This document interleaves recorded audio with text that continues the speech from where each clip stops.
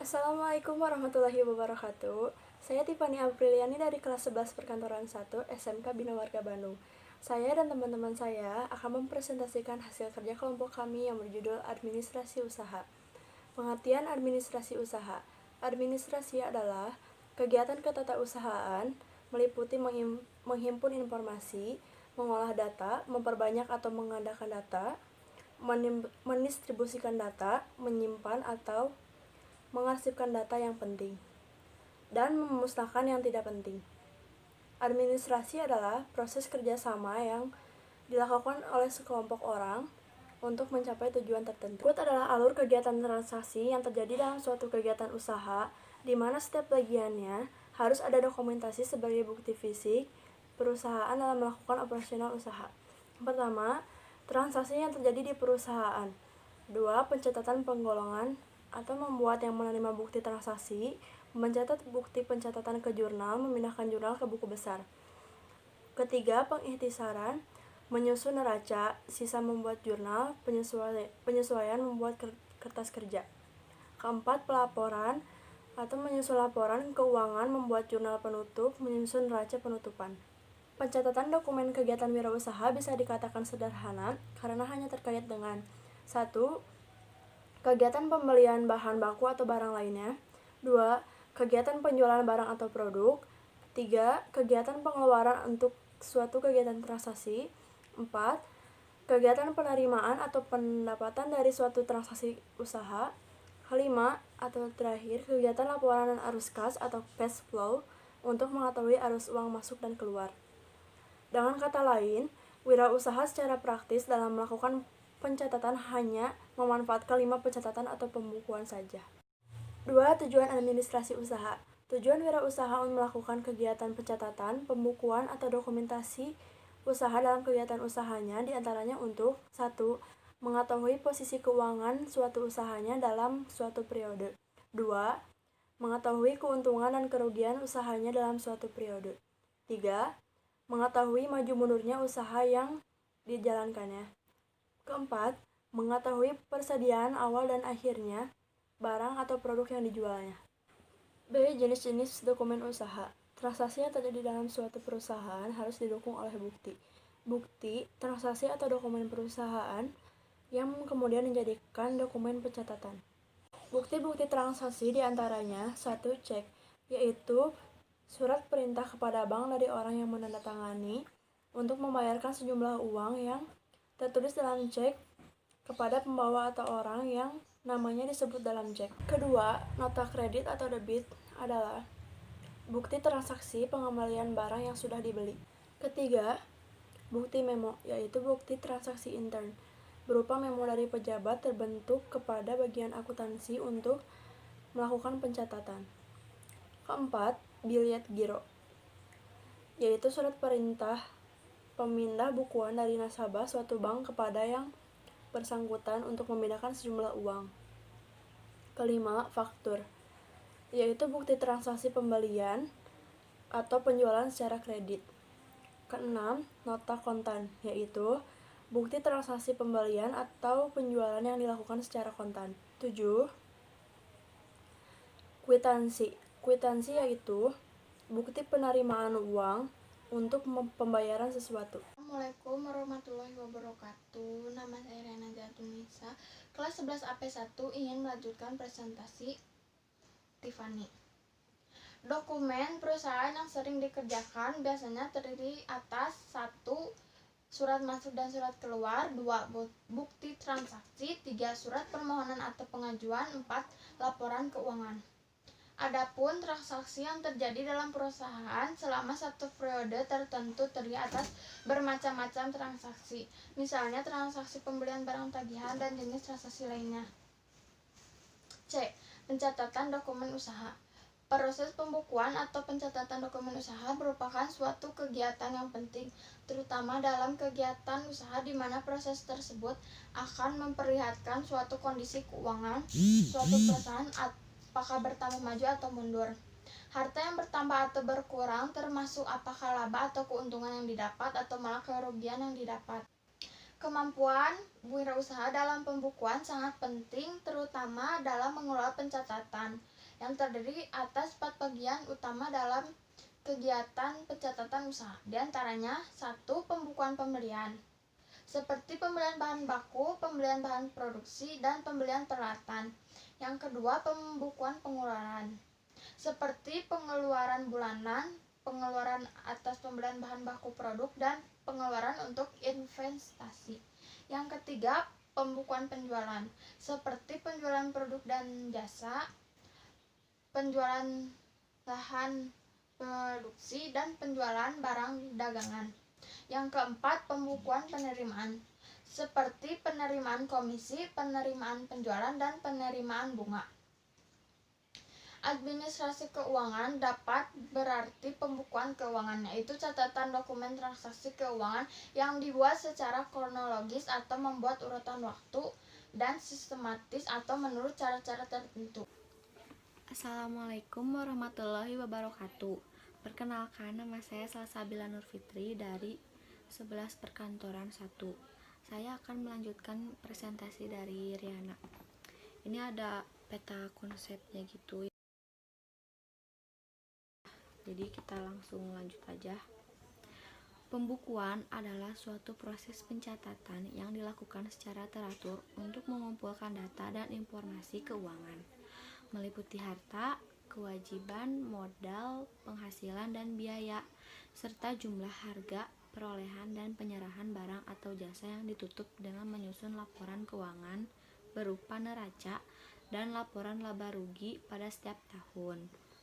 Biasanya, setiap pembukuan usaha harus disertai dengan dokumen pendukungnya sehingga memperkuat bukti kegiatan usaha sekaligus untuk mengetahui dan mengontrol kegiatan keuangan usaha, sehingga kegiatan evaluasi akan berlangsung terus-menerus. Lanjut, ini ada sistem akuntansi atau pembukuan dalam kegiatan usaha dan pengelolaan keuangan bertujuan untuk yang ke-1, meningkatkan efisiensi dan efektivitas dalam pekerjaan karena semuanya dihitung dengan kinerja yang nantinya mengarah kepada uang. Yang kedua, mendukung operasional perusahaan secara rutin dan alokasi kegiatan harian secara lebih terarah dan fokus. Yang ketiga, meningkatkan kualitas laporan keuangan sehingga lebih mudah dipahami oleh semua orang. Yang keempat, meningkatkan kualitas pengambilan keputusan dalam perusahaan agar perusahaan lebih maju dan mampu bersaing dengan perusahaan lainnya. Yang terakhir, melindungi aset perusahaan sekaligus mampu meningkatkan aset perusahaan. Lanjut, ini ada berikut ini bentuk-bentuk metode pembukuan secara sederhana yang dapat dilakukan dan dikerjakan oleh setiap orang, terutama dalam kegiatan usaha, yaitu ada metode perpetual. Metode perpetual atau metode di mana setiap terjadi transaksi akan langsung dicatat dalam pembukuan usaha dan langsung diketahui perubahan apa yang terjadi dalam posisi keuangan perusahaan. Keuntungan metode ini adalah perusahaan kita bisa langsung menentukan dan mengambil keputusan saat itu, juga karena kita bisa mengetahui permasalahan yang terjadi pada suatu kegiatan usaha. Lalu ini ada metode periodik. Dalam metode periodik atau sistem pelaporan secara berkala, perusahaan menggunakan catatan harian dalam suatu buku yang nantinya akan digunakan sebagai bahan penyusun laporan keuangan dalam suatu periode usaha. Lanjut, ini ada metode masukan tanggal. Sistem pembukuan tanggal atau single posting system atau single entry bookkeeping yaitu sistem pembukuan sederhana yang ditandai dengan pencatatan beberapa transaksi dengan satu kali pembukuan saja. Metode berpasangan berpasangan memerlukan pengeposan atau pencatatan. setiap transaksi 2 kali menggunakan debit dan kredit. Selain itu, sistem pembukuan berpasangan dalam setiap transaksi akuntasinya akan dicatat 2 kali. Artinya, pada setiap transaksi terhadap 2 rekening atau akun yang dapat dipengaruhi. Ini ada poin-poinnya. Pencatatan pembelian. Kegiatan pencatatan pembelian biasanya dibuat sederhana dan simpel serta praktis agar dalam pembacaan dan memahaminya mudah. Yang kedua, pencatatan penjualan. Dalam mencatat penjualan, seorang wirausaha harus mendata dan mendokumentasikan juga ke dalam pencatatan agar mengetahui berapa banyak barang atau bahan yang terjual atau berapa banyak jasa yang kita lakukan. Lalu ada pencatatan persediaan. Untuk mencatat persediaan biasanya menggunakan kartu persediaan agar lebih mudah mengontrol barang atau bahan yang masih ada digunakan untuk periode berikutnya.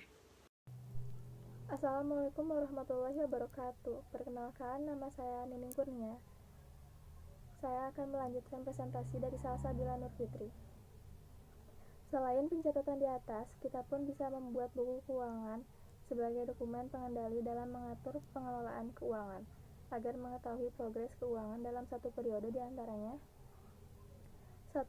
Buku penerimaan kas. Buku ini hanya mencatat transaksi uang yang masuk saja ke dalam operasional usaha. Di uraian ditulis sumber penerimaan dari mana secara jelas. Ditulis di nominal jumlah yang diterima oleh perusahaan. Lalu dituliskan di setiap ada perubahan, maka saldo ikut berubah, sehingga pada saat akhir bulan kita bisa mengetahui beberapa total penerimaan usaha kita. 2. Buku pengeluaran kas. Buku ini hanya mencatat transaksi uang yang keluar saja dalam operasional usaha.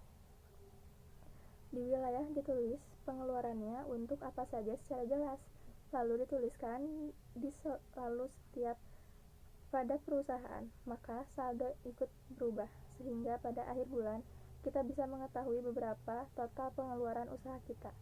Format dan modelnya bisa disesuaikan sepadanya.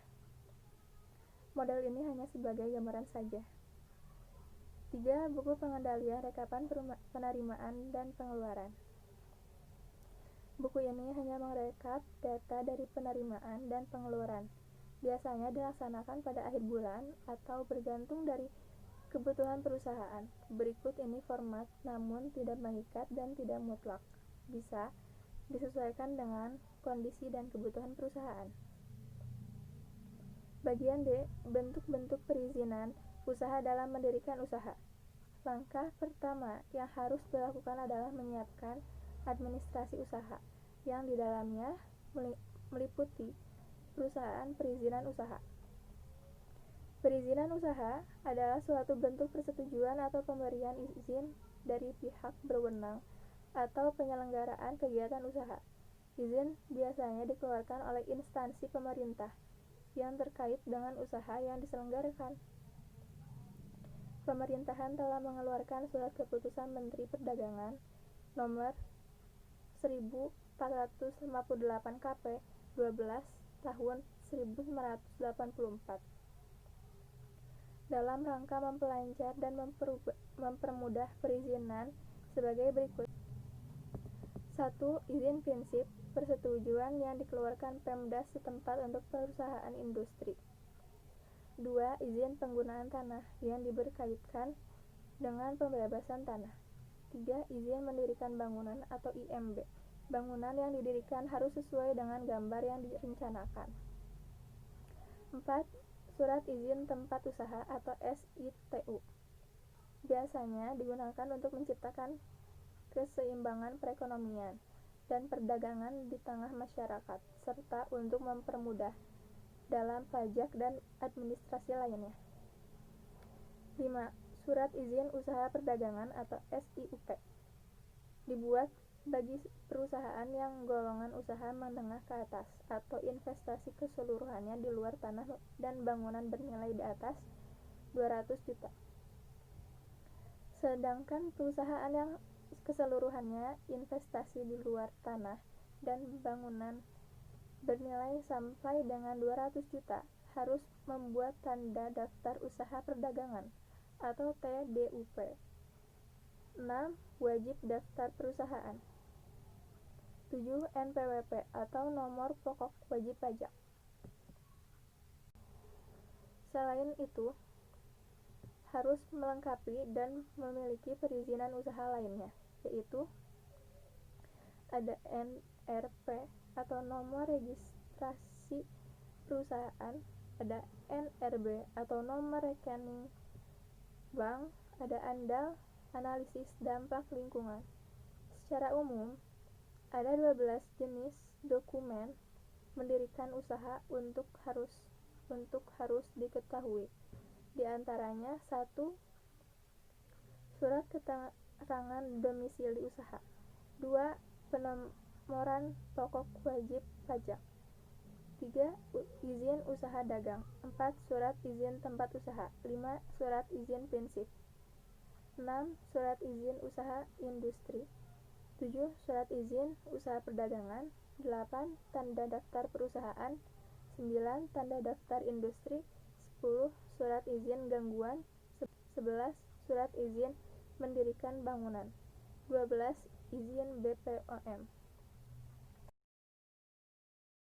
Wassalamualaikum warahmatullahi wabarakatuh.